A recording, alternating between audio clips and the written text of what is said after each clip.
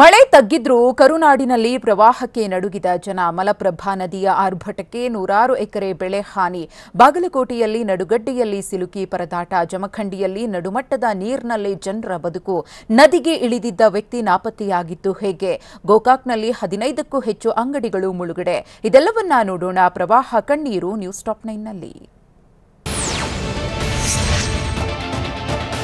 ಮಲಪ್ರಭಾ ನದಿಗೆ ಭಾರೀ ಪ್ರಮಾಣದಲ್ಲಿ ನೀರು ಹರಿದು ಬರುತ್ತಿದೆ.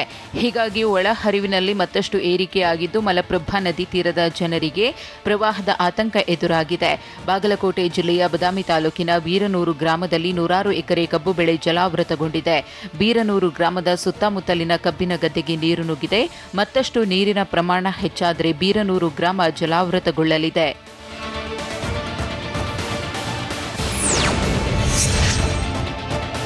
ಬಾಗಲಕೋಟೆ ಜಿಲ್ಲೆಯಲ್ಲಿ ಕೃಷ್ಣಾ ನದಿ ಆರ್ಭಟ ಮುಂದುವರೆದಿದೆ.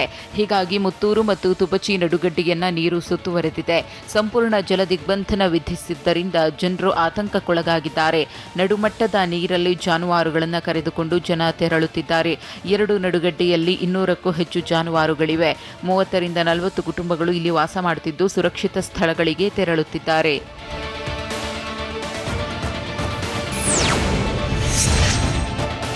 ಬಾಗಲಕೋಟೆ ಜಿಲ್ಲೆ ಜಮಖಂಡಿಯಲ್ಲಿ ಕೃಷ್ಣಾ ನದಿಯಿಂದ ಜನರು ಸಂಕಷ್ಟಕ್ಕೆ ಸಿಲುಕುವಂತಾಗಿದೆ.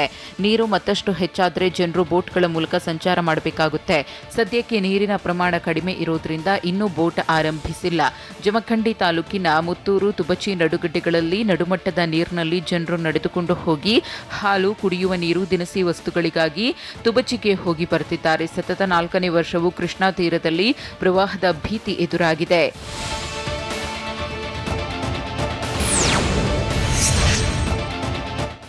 ಬಾಗಲಕೋಟೆ ಜಿಲ್ಲೆಯ ಬೀಳಗಿ ತಾಲೂಕಿನಲ್ಲಿ ಉಕ್ಕಿ ಹರಿತಾ ಇರುವ ಘಟಪ್ರಭಾ ನದಿಯಲ್ಲಿ ವ್ಯಕ್ತಿ ನಾಪತ್ತೆಯಾಗಿದ್ದಾನೆ. ನದಿಯಲ್ಲಿದ್ದ ಪಂಪ್ಸೆಟ್ ಹೊರತರಲು ನದಿಗೆ ಇಳಿದಿದ್ದ 38 ವರ್ಷದ ಬಸಪ್ಪ ಎರ್ಕನವರ್ ಎಂಬಾತ ನಾಪತ್ತೆಯಾಗಿದ್ದಾನೆ ಎನ್ನಲಾಗ್ತಿದೆ. ಚಿಕ್ಕಾಲಗುಂಡಿ ಗ್ರಾಮದಲ್ಲಿ ಹರಿತಾ ಇರುವ ಘಟಪ್ರಭಾ ನದಿ ನೀರಿನ ಪ್ರವಾಹದಲ್ಲಿ ಕೊಚ್ಚಿ ಹೋಗಿರುವ ಶಂಕೆ ವ್ಯಕ್ತವಾಗಿದೆ. ಮೊಸಳೆ ಎಳೆದೊಯ್ದಿರುವ ಶಂಕೆ ಇದ್ದು ಕುಟುಂಬಸ್ಥರು ಮತ್ತು ಗ್ರಾಮಸ್ಥರು ಆತಂಕಕ್ಕೊಳಗಾಗಿದ್ದಾರೆ.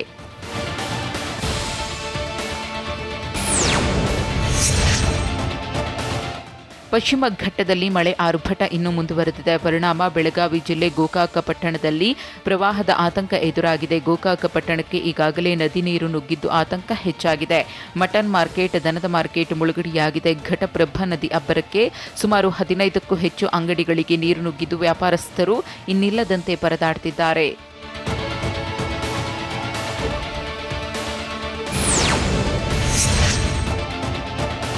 ಬೆಳಗಾವಿಯ ಗೋಕಾಕ್ನಲ್ಲಿ ಘಟಪ್ರಭಾ ನದಿ ತುಂಬಿ ಹರಿತಾ ಇದ್ದು ಜನ ಪರದಾಡುವಂತಾಗಿದೆ. 15ಕ್ಕೂ ಹೆಚ್ಚು ಅಂಗಡಿಗಳು ಮುಳುಗಡೆಯಾಗಿದ್ದರೆ 10ಕ್ಕೂ ಹೆಚ್ಚು ಮನೆಗಳಿಗೂ ನದಿ ನೀರು ನುಗ್ಗಿದೆ. ಅಷ್ಟೇ ಅಲ್ಲದೆ ನೀರು ನುಗ್ಗುವ ಆತಂಕದಲ್ಲಿ ಅದೆಷ್ಟೋ ಜನ ತಮ್ಮ ಅಂಗಡಿಗಳನ್ನು ಖಾಲಿ ಮಾಡಿಕೊಂಡು ತೆರಳುತ್ತಿದ್ದಾರೆ. 2019ರಿಂದಲೂ ಪ್ರತಿ ವರ್ಷ ಮಳೆ ಬಂದಾಗಲೆಲ್ಲ ಗೋಕಾಕ ಪಟ್ಟಣದ ಜನ ಪ್ರವಾಹದ ಹೊಡೆತಕ್ಕೆ ಸಿಲುಕಿ ನಲುಗುತ್ತಿದ್ದಾರೆ. ಇನ್ನು ಮನೆಗಳಿಗೆ ನೀರು ನುಗ್ಗುವ ಆತಂಕದಲ್ಲೇ ಮನೆ ಮುಂದೆ ಮಹಿಳೆಯರು ಕುಳಿತಿದ್ದಾರೆ.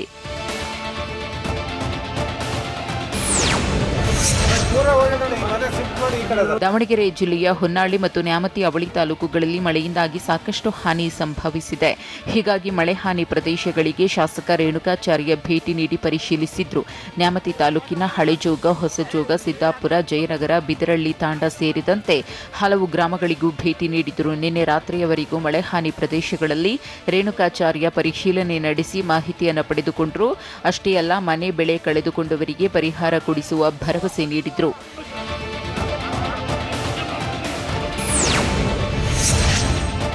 ಮಹಾರಾಷ್ಟ್ರದ ಘಟ್ಟ ಪ್ರದೇಶದಲ್ಲಿ ಮಳೆ ಮುಂದುವರೆದಿದೆ. ಹೀಗಾಗಿ ಮಹಾರಾಷ್ಟ್ರದ ಉಜನಿ ವೇರ್ ಡ್ಯಾಂನಿಂದ ಭೀಮಾ ನದಿಗೆ 70,000 ಕ್ಯೂಸೆಕ್ ನೀರು ಬಿಡುಗಡೆ ಮಾಡಲಾಗಿದೆ. ಆದ್ದರಿಂದ ಭೀಮಾ ನದಿ ಪಾತ್ರದ ಗ್ರಾಮಗಳಲ್ಲಿ ಪ್ರವಾಹದ ಭೀತಿ ಶುರುವಾಗಿದೆ. ಅಫ್ಜಲ್ಪುರ, ಜೇವರ್ಗಿ, ಚಿತ್ತಾಪುರ ತಾಲೂಕಿನಲ್ಲಿ ಆತಂಕ ಮನೆ ಮಾಡಿದೆ. ನದಿ ತೀರಕ್ಕೆ ತೆರಳದಂತೆ ಗ್ರಾಮಸ್ಥರಿಗೆ ಜಿಲ್ಲಾಡಳಿತ ಸೂಚನೆ ಕೊಟ್ಟಿದೆ. ಅಷ್ಟೇ ಅಲ್ಲ, ನದಿ ಪಾತ್ರದಲ್ಲಿ ಕಟ್ಟೆಚ್ಚರ ವಹಿಸಲು ಅಧಿಕಾರಿಗಳಿಗೂ ಸೂಚಿಸಲಾಗಿದೆ.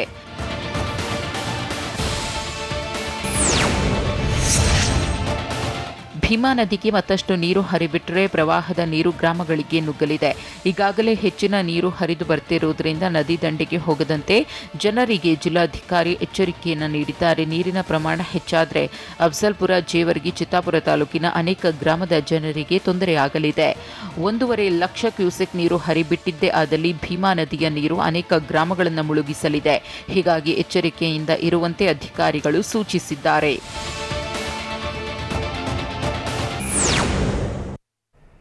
ಜಲಾಸುರನ ದಾಳಿಗೆ ವಿಲವಿಲ ಅಂತ ಇದೆ ಉತ್ತರ ಕರ್ನಾಟಕ. ಗೋಕಾಕ್ನಲ್ಲಿ ಘಟಪ್ರಭಾ ಆರ್ಭಟಕ್ಕೆ ಅಂಗಡಿ ಮನೆಗಳು ಮುಳುಗಡೆ. ಬಾಗಲಕೋಟೆಯಲ್ಲಿ ಕೃಷ್ಣಾ ನದಿಯ ಅಬ್ಬರಕ್ಕೆ ಪ್ರವಾಹ ಸೃಷ್ಟಿ. ಚಿಕ್ಕಮಗಳೂರಿನಲ್ಲಿ ಮನೆ ಮುಂದೆಯೇ ಕುಸಿದ ಭೂಮಿ. ಹಾವೇರಿಯಲ್ಲಿ ನಡುಗಡ್ಡೆಯಲ್ಲಿ ಜನರ ಪರದಾಟ. ಇದೆಲ್ಲವನ್ನ ನೋಡೋಣ ಜಲಕಂಟಕ ನ್ಯೂಸ್ ಟಾಪ್ 9ನಲ್ಲಿ.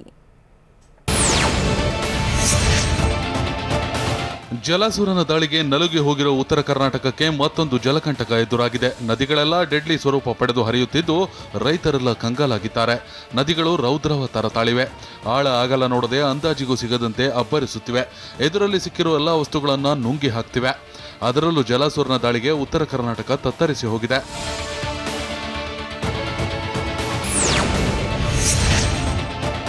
ಬೆಳಗಾವಿ ಜಿಲ್ಲೆಯ ಗೋಕಾಕ್ ನಗರದಲ್ಲಿ ಪ್ರವಾಹಕ್ಕೆ ಜನ ಆತಂಕಗೊಂಡಿದ್ದಾರೆ.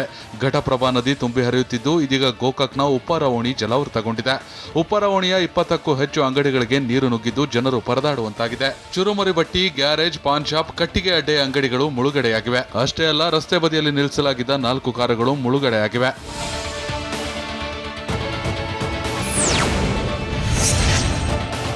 ಬೆಳಗಾವಿ ಜಿಲ್ಲೆ ಗೋಕಾಕ್ನ ಉಪ್ಪಾರ ಓಣಿಯಲ್ಲಿ ಪ್ರವಾಹ ಪರಿಸ್ಥಿತಿ ಎದುರಾಗಿದೆ. ಉಪ್ಪಾರ ಓಣಿಯ 30ಕ್ಕೂ ಹೆಚ್ಚು ಮನೆಗಳು ಜಲಾವೃತಗೊಂಡಿವೆ. ಮನೆಗಳು ಮುಳುಗಿದ್ರೂ ಅಧಿಕಾರಿಗಳು ಸ್ಥಳಕ್ಕೆ ಬಂದಿಲ್ಲ ಅಂತ ನಿವಾಸಿಗಳು ಆಕ್ರೋಶ ಹೊರಹಾಕ್ತಿದ್ದಾರೆ. ನೀರು ಬರುವ ಕುರಿತು ಎಚ್ಚರಿಕೆಯನ್ನು ನೀಡಿಲ್ಲ. ಇದೀಗ ಮನೆಗೆ ನೀರು ನುಗ್ಗಿದ್ದರಿಂದ ನಾವು ಎಲ್ಲಿಗೆ ಹೋಗಬೇಕು ಅಂತ ಅಸಮಾಧಾನ ಹೊರಹಾಕಿದ್ರು. ಸಾಮಗ್ರಿಗಳನ್ನ ಮನೆಯಲ್ಲೇ ಬಿಟ್ಟು ಹೊರಬಂದಿದ್ದೇವೆ. ಕಾಳಜಿ ಕೇಂದ್ರವನ್ನು ತೆಗೆದಿಲ್ಲ. ಬಾಡಿಗೆ ಮನೆ ಹುಡುಕಿಕೊಂಡು ಹೋಗಬೇಕು ಅಂತ ಮಹಿಳೆಯರು ಅಳಲು ತೋಡಿಕೊಂಡ್ರು.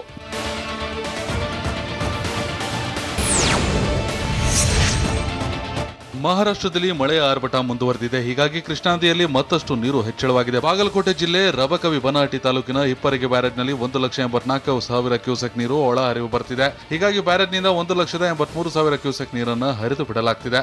ಹೀಗಾಗಿ ಕೃಷ್ಣಾ ನದಿ ತೀರದಲ್ಲಿರುವ ಗ್ರಾಮಗಳಲ್ಲಿ ಮತ್ತಷ್ಟು ಆತಂಕ ಹೆಚ್ಚಾಗಿದೆ.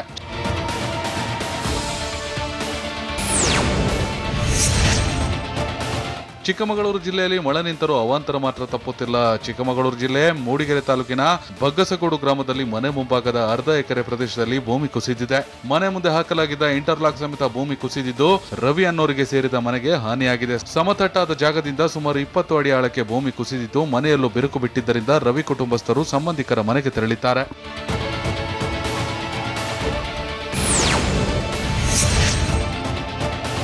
ಹಾವೇರಿ ಜಿಲ್ಲೆ ರಟ್ಟಿಹಳ್ಳಿ ತಾಲೂಕಿನ ಎಡಗೋಡ ಗ್ರಾಮದ ಬಳಿಯೇ ಕುಮದ್ವತಿ ನದಿಯಲ್ಲಿ ರೌದ್ರಾವತಾರ ತಾಳಿದೆ. ಇಲ್ಲಿಗೆ ಹಿರೇಮೊರಬ ಗ್ರಾಮದ ನಿವಾಸಿ ಹಾಲಪ್ಪ ಕೆಳಮನಿ ಎಂಬಾತ ರಾತ್ರಿ ಕಾಲು ಜಾರಿ ನದಿಗೆ ಬಿದ್ದಿದ್ದ. 1 ಕಿಲೋಮೀಟರ್ ದೂರದವರೆಗೂ ನೀರಿನಲ್ಲಿ ಕೊಚ್ಚಿಕೊಂಡು ಹೋಗಿ ನಡುಗಡ್ಡೆಯಲ್ಲಿ ಗಿಡಗಂಟೆಗಳಲ್ಲಿ ಆಶ್ರಯ ಪಡೆದಿದ್ದ. ಇದನ್ನು ಗಮನಿಸಿದ ರೈತರು, ಸ್ಥಳೀಯ ಮೀನುಗಾರರು ಮತ್ತು ಪೊಲೀಸರು ತೆಪ್ಪದ ಮೂಲಕ ಹಾಲಪ್ಪ ಇದ್ದಲ್ಲಿಗೆ ತೆರಳಿ ರಕ್ಷಣೆ ಮಾಡಿದ್ರು.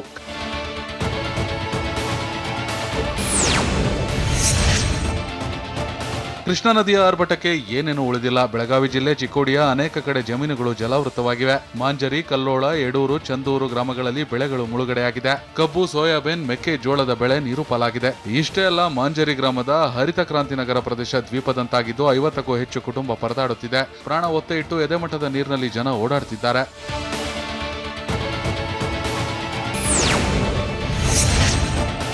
ಬಾಗಲಕೋಟೆ ಜಿಲ್ಲೆಯ ಬೀಳಗಿ, ಮುಧೋಳ, ರಬಕವಿ ಬನಹಟ್ಟಿ, ಜಮಖಂಡಿ ತಾಲೂಕಿನಲ್ಲಿ 69 ಹಳ್ಳಿಗಳಿಗೆ ಮುಳುಗಡೆ ಭೀತಿ ಎದುರಾಗಿದೆ. ಈಗಾಗಲೇ ಬೀಳಗಿ ತಾಲೂಕಿನ ಬೂದಿಯಾಳ ಗ್ರಾಮವನ್ನು ಘಟಪ್ರಭಾ ನದಿ ಆವರಿಸಿದೆ. ರಭಸವಾಗಿ ಹರಿಯುತ್ತಿರುವ ನೀರಿನಲ್ಲೇ ಕೆಲವರು ಮೀನು ಹಿಡಿಯುವ ಹುಚ್ಚು ಸಾಹಸ ಮಾಡಿದ್ದಾರೆ.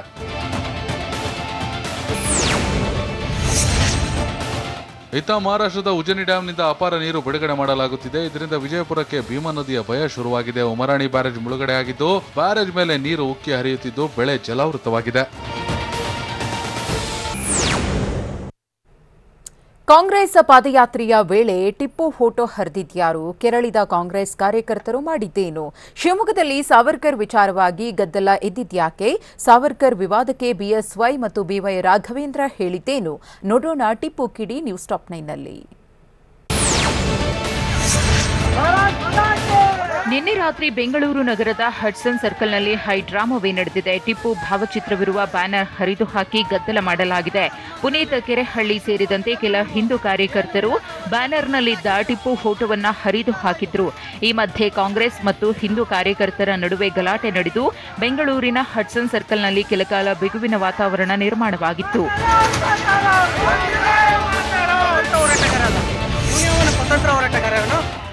ಕೆಆರ್ ಸರ್ಕಲ್ ಮತ್ತು ಹಡ್ಸನ್ ಸರ್ಕಲ್ನಲ್ಲಿ ಟಿಪ್ಪು ಭಾವಚಿತ್ರದ ಫ್ಲೆಕ್ಸ್ನ ರಾಷ್ಟ್ರ ರಕ್ಷಣಾ ಪಡೆ, ಪುನೀತ್ ಕೆರೆಹಳ್ಳಿ ಹಾಗೂ ಆತನ ಜೊತೆಗಿದ್ದವರು ಹರಿದು ಹಾಕಿದ್ದಾರೆ. 8 ರಿಂದ 10 ಜನರ ತಂಡದಿಂದ ಈ ಕೃತ್ಯ ನಡೆದಿದೆ.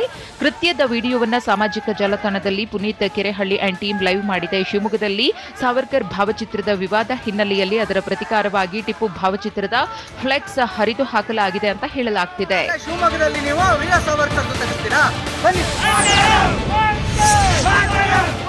ಇನ್ನು ಗದ್ದಲ ಜೋರಾಗ್ತಾ ಇದ್ದಂತೆಯೇ ಕೆಪಿಸಿಸಿ ಅಧ್ಯಕ್ಷ ಡಿಕೆ ಶಿವಕುಮಾರ್ ಮತ್ತು ಸಂಸದ ಡಿಕೆ ಸುರೇಶ್ ಸ್ಥಳಕ್ಕೆ ಭೇಟಿ ನೀಡಿದ್ರು. ಇಂತಹ ಕಿಡಿಗೇಡಿಗಳ ವಿರುದ್ಧ ಕಾನೂನು ರೀತಿಯ ಕ್ರಮ ಕೈಗೊಳ್ಳಬೇಕು ಅಂತ ಆಗ್ರಹಿಸಿದ್ರು. ಪೊಲೀಸರ ಭದ್ರತೆಯ ನಡುವೆಯೂ 2 ಕಡೆ ಬ್ಯಾನರ್ ಹರಿದಿದ್ದಾರೆ. ಕೂಡಲೇ ಕ್ರಮ ಕೈಗೊಳ್ಳಿ, ಇಲ್ಲದಿದ್ರೆ ಪರಿಸ್ಥಿತಿ ಬೇರೆಯದ್ದಾಗಿರುತ್ತೆ. ಶಾಂತಿಯಿಂದ ಇರೋಣ, ಕಾನೂನಾತ್ಮಕ ಹೋರಾಟ ಮಾಡ್ತೀವಿ ಅಂತ ಹೇಳಿದ್ರು.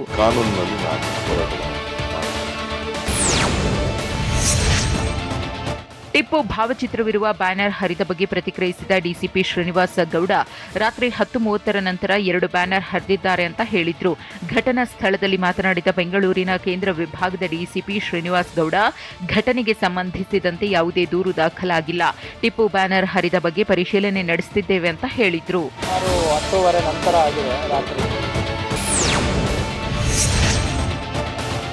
ಬೆಂಗಳೂರಿನಲ್ಲಿ ಟಿಪ್ಪು ಬ್ಯಾನರ್ ಹರಿದು ಹಾಕಿದ ಪ್ರಕರಣಕ್ಕೆ ಸಂಬಂಧಪಟ್ಟಂತೆ ಗೃಹ ಸಚಿವ ಆರಗ ಜ್ಞಾನೇಂದ್ರ ಸಿಎಂ ಬೊಮ್ಮಾಯಿ ಭೇಟಿ ಮಾಡಿದ್ರು. ಆರ್ಟಿ ನಗರದ ನಿವಾಸದಲ್ಲಿ ಸಿಎಂ ಭೇಟಿಯಾಗಿ ಗೃಹ ಸಚಿವರು ಚರ್ಚೆ ನಡೆಸಿದ್ರು.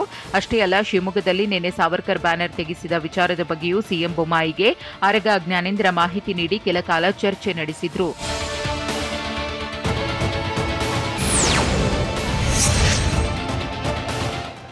ಸ್ವಾತಂತ್ರ್ಯ ಹೋರಾಟಗಾರರ ನಡುವೆ ಸಾವರ್ಕರ್ ಫೋಟೋ ಹಾಕಿದ್ದಕ್ಕೆ ಶಿವಮೊಗ್ಗದಲ್ಲಿ ಆಕ್ಷೇಪ ವ್ಯಕ್ತವಾಗಿತ್ತು. ಸಿಟಿ ಸೆಂಟರ್ ಮಾಲ್ನಲ್ಲಿ ಸ್ವಾತಂತ್ರ್ಯ ಅಮೃತ ಮಹೋತ್ಸವದ ಹಿನ್ನೆಲೆಯಲ್ಲಿ ಸ್ವಾತಂತ್ರ್ಯ ಹೋರಾಟಗಾರರ ಭಾವಚಿತ್ರಗಳನ್ನು ಹಾಕಿ ಅಲಂಕರಿಸಲಾಗಿತ್ತು.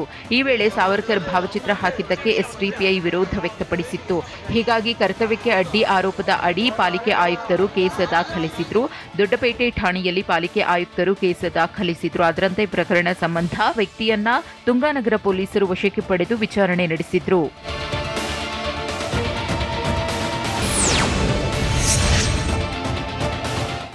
ಶಿವಮೊಗ್ಗದ ತುಂಗಾನಗರ ಠಾಣೆಗೆ ವ್ಯಕ್ತಿಯನ್ನ ಕರೆದೊಯ್ತಾ ಇದ್ದಂತೆ ಠಾಣೆ ಎದುರು ಮುಸ್ಲಿಂ ಸಮುದಾಯದ ಜನ ಜಮಾಯಿಸಿದ್ರು. ಎಂಡಿ ಶರೀಫ್ ಸೇರಿದಂತೆ 4 ತುಂಗಾನಗರ ಠಾಣೆಗೆ ಕರೆತಂದು ವಿಚಾರಣೆ ಮಾಡಿದ್ರು. ಇದರಿಂದಾಗಿ ಪೊಲೀಸ್ ಠಾಣೆ ಮುಂದೆಯೂ ಕೆಲಕಾಲ ಆತಂಕದ ವಾತಾವರಣ ನಿರ್ಮಾಣವಾಗಿತ್ತು. ಬಳಿಕ ಪೊಲೀಸರು ವಿಚಾರಣೆಗೆ ಕರೆತಂದಿದ್ದ ವ್ಯಕ್ತಿಗಳಿಂದಲೇ ಬಂದಿದ್ದವರನ್ನ ತೆರಳುವಂತೆ ಹೇಳಿಸಿದ್ರು. ಠಾಣೆ ಮುಂದೆ ಜಮಾಯಿಸಿದ್ದವರನ್ನ ಮನೆಯತ್ತ ಕಳುಹಿಸೋ ಕೆಲಸವನ್ನ ಪೊಲೀಸರು ಮಾಡಿದ್ರು.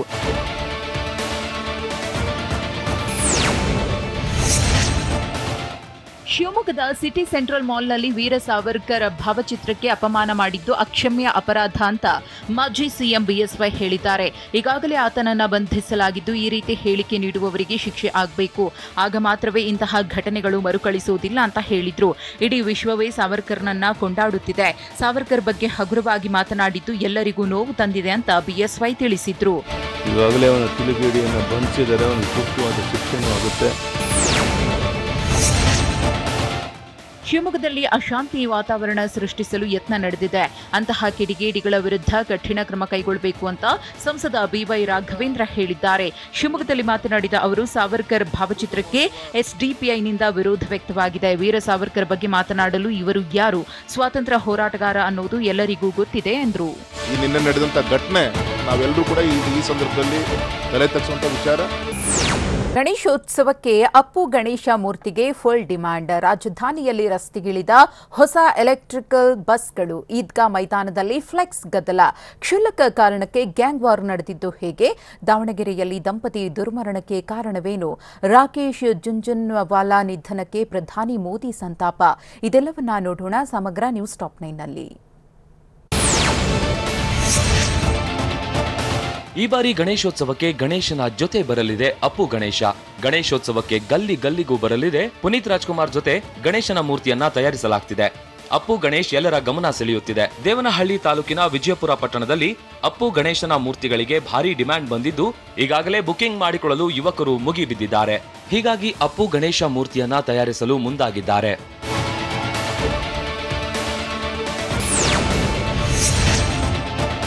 ಬಿಎಂಟಿಸಿ ಎಲೆಕ್ಟ್ರಿಕ್ ಬಸ್ಗಳಿಗೆ ಸಿಎಂ ಬೊಮ್ಮಾಯಿ ಹಸಿರು ನಿಶಾನೆ ತೋರಿಸಿದ್ರು. ವಿಧಾನಸೌಧದ ಎದುರು 75 ಎಲೆಕ್ಟ್ರಿಕ್ ಬಸ್ಗಳಿಗೆ ಸಿಎಂ ಚಾಲನೆ ಕೊಟ್ಟರು. ಲೋಕಾರ್ಪಣೆ ಬಳಿಕ ಮಾತನಾಡಿದ ಸಿಎಂ, ಕೋವಿಡ್ನಿಂದಾಗಿ ಬಿಎಂಟಿಸಿ ಮತ್ತೆ ಆರ್ಥಿಕ ಸಂಕಷ್ಟದಲ್ಲಿದೆ.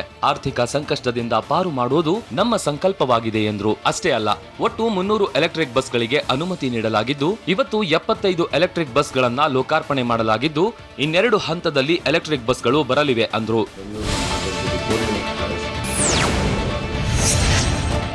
ಚಾಮರಾಜಪೇಟೆಯ ಈದ್ಗಾ ಮೈದಾನದ ಹೊರ ಭಾಗದಲ್ಲಿ ಅಳವಡಿಸಿರೋ ಫ್ಲೆಕ್ಸ್ಗಳ ವಿಚಾರವಾಗಿ ಗದ್ದಲ ಏರ್ಪಟ್ಟಿದೆ. ಚಾಮರಾಜಪೇಟೆ ನಾಗರಿಕರ ಒಕ್ಕೂಟದ ಜತೆ ಪೊಲೀಸರು ಮಾತುಕತೆ ನಡೆಸಿದ್ದಾರೆ. ಫ್ಲೆಕ್ಸ್ ತೆರವು ಮಾಡಿ, ಇಲ್ಲದಿದ್ರೆ ನಾವೇ ತೆರವು ಮಾಡ್ತೀವಿ ಅಂತ ಪೊಲೀಸರು ಹೇಳ್ತಿದ್ದಾರೆ. ನಮ್ಮಿಂದಾಗಿ ಈ ಬಾರಿ ಸ್ವಾತಂತ್ರ್ಯೋತ್ಸವ ಆಚರಿಸಲಾಗ್ತಿದೆ, ಹೀಗಾಗಿ ಹೊರಭಾಗದಲ್ಲಿ ಫ್ಲೆಕ್ಸ್ ಹಾಕಿದ್ದೀವಿ ಅಂತಿದ್ದಾರೆ. ಫ್ಲೆಕ್ಸ್ ಗಳನ್ನ ಪೊಲೀಸ್ ಸಿಬ್ಬಂದಿ ತೆರವು ಮಾಡ್ತಿದ್ದಾರೆ.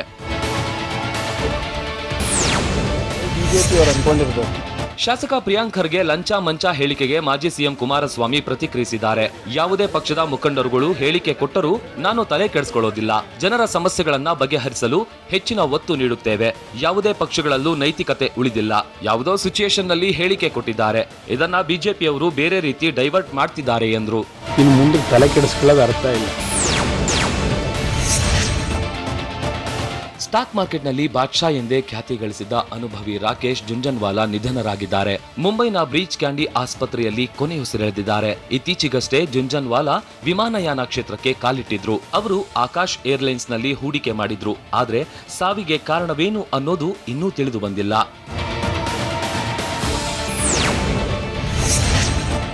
ಮುಂಬೈನ ಬ್ರೀಚ್ ಕ್ಯಾಂಡಿ ಆಸ್ಪತ್ರೆಯಲ್ಲಿ ಇಂದು ಬೆಳಿಗ್ಗೆ ರಾಕೇಶ್ ಮೃತಪಟ್ಟಿದ್ದಾರೆ. ಮಾಹಿತಿಯ ಪ್ರಕಾರ ಕೆಲ ವಾರಗಳ ಹಿಂದಷ್ಟೇ ಆಸ್ಪತ್ರೆಯಿಂದ ಡಿಸ್ಚಾರ್ಜ್ ಆಗಿದ್ರು. ಜುಂಜನ್ವಾಲಾಗೆ 62 ವರ್ಷ ವಯಸ್ಸಾಗಿತ್ತು. ಪತ್ನಿ ರೇಖಾ, ಮಗಳು ನಿಷ್ಠಾ, ಪುತ್ರರಾದ ಆರ್ಯಮನ್, ಆರ್ಯವೀರರನ್ನ ಅಗಲಿದ್ದಾರೆ. ಜುಂಜನ್ವಾಲಾಗೆ ಏನಾಗಿತ್ತು ಅನ್ನೋ ಬಗ್ಗೆ ಇನ್ನಷ್ಟೇ ಮಾಹಿತಿ ಲಭ್ಯವಾಗಬೇಕಿದೆ.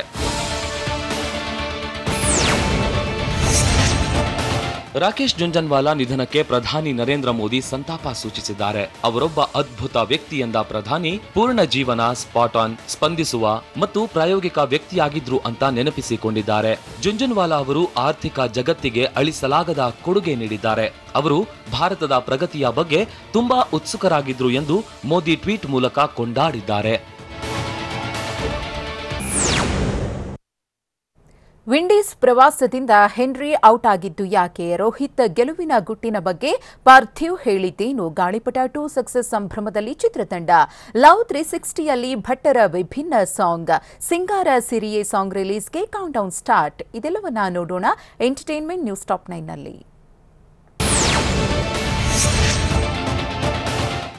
ವೆಸ್ಟ್ ಇಂಡೀಸ್ ವಿರುದ್ಧದ 3 ಪಂದ್ಯಗಳ ಏಕದಿನ ಸರಣಿಯಿಂದ ನ್ಯೂಜಿಲೆಂಡ್ನ ವೇಗಿ ಮ್ಯಾಟ್ ಹೆನ್ರಿ ಹೊರಬಿದ್ದಿದ್ದಾರೆ. ಪಕ್ಕೆಲುಬು ಗಾಯಕ್ಕೀಡಾಗಿರುವ ಹೆನ್ರಿ ಆಗಸ್ಟ್ 17ರಿಂದ ಆರಂಭಗೊಳ್ಳಲಿರುವ ಏಕದಿನ ಸರಣಿಯಲ್ಲಿ ಆಡ್ತಿಲ್ಲ.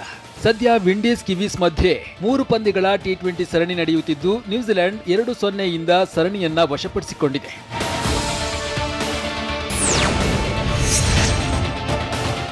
ರೋಹಿತ್ ಶರ್ಮಾ ನಾಯಕರಾಗಿ ಗೆಲ್ಲುತ್ತಿರುವುದರ ಹಿಂದಿನ ಗುಟ್ಟನ್ನ ಪಾರ್ಥಿವ್ ಪಟೇಲ್ ಬಿಚ್ಚಿಟ್ಟಿದ್ದಾರೆ. ರೋಹಿತ್ ನಾಯಕನಾಗಿ ಯಾವತ್ತಿಗೂ ಆಟಗಾರರನ್ನ ಬೆಂಬಲಿಸುತ್ತಾರೆ. ನಾವಿದನ್ನ ವೆಸ್ಟ್ ಇಂಡೀಸ್ ಸರಣಿಯ ವೇಳೆ ನೋಡಿದ್ವಿ. ರೋಹಿತ್ ಅವರಲ್ಲಿರುವ ಇದೇ ವಿಶೇಷ ಗುಣದಿಂದಾಗಿ ಅವರು ಮುಂಬೈ ಮತ್ತು ಇಂಡಿಯಾಗೆ ಟ್ರೋಫಿಗಳನ್ನ ಗೆಲ್ತಿದ್ದಾರೆ ಅಂತ ಪಾರ್ಥಿವ್ ತನ್ನ ಯೂಟ್ಯೂಬ್ ಚಾನೆಲ್ನಲ್ಲಿ ಹೇಳಿದ್ದಾರೆ.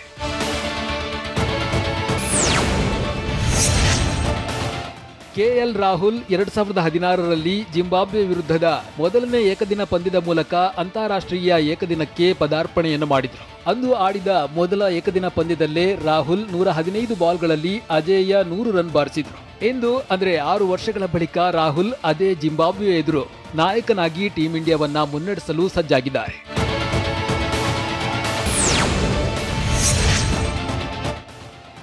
ಬಾಂಗ್ಲಾದೇಶ ಟಿ20 ತಂಡಕ್ಕೆ ಆಲ್ರೌಂಡರ್ ಶಕೀಬ್ ಅಲ್ ಹಸನ್ ನಾಯಕರಾಗಿ ಹೆಸರಿಸಲ್ಪಟ್ಟಿದ್ದಾರೆ. ಆಸ್ಟ್ರೇಲಿಯಾದಲ್ಲಿ ಅಕ್ಟೋಬರ್-ನವೆಂಬರ್ನಲ್ಲಿ ನಡೆಯಲಿರುವ ಟಿ20 ವಿಶ್ವಕಪ್ ವರೆಗೆ ಶಕೀಬ್ ಬಾಂಗ್ಲಾ ಟಿ20 ತಂಡವನ್ನ ಮುನ್ನಡೆಸಲಿದ್ದಾರೆ ಅಂತ ಬಾಂಗ್ಲಾದೇಶ ಕ್ರಿಕೆಟ್ ಬೋರ್ಡ್ ಹೇಳಿದೆ.